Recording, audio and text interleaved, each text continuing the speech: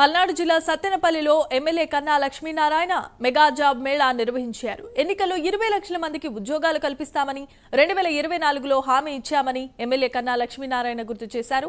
సత్తెనపల్లిలో విద్యా కేంద్రం కాలేజీలో మెగా జాబ్ మేళా నిర్వహించారు. ప్రభుత్వం వచ్చిన 6 మాసాల్లోనే ఇది 2వ జాబ్ మేళా అని ఎమ్మెల్యే కన్నా హర్షం వ్యక్తం చేశారు.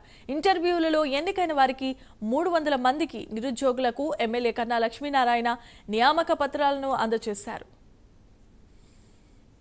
చంద్రబాబు నాయుడు గారు కానీ లోకేష్ గారు కానీ ప్రభుత్వం అధికారంలోకి రావడంతోనే 20 లక్షల మందికి ఉద్యోగ అవకాశాలు కల్పిస్తామని చెప్పేసి ఆ రోజున ఎన్నికలప్పుడు ప్రామిస్ చేయడం జరిగింది. దాంట్లో భాగంగానే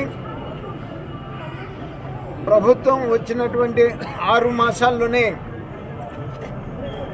ఇది 2వసారి మేము జాబ్ మేళా నిర్వహించడం జరిగింది.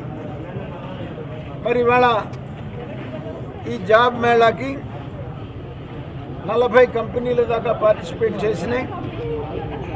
దగ్గర 1100 రిజిస్ట్రేషన్స్ జరిగినాయి.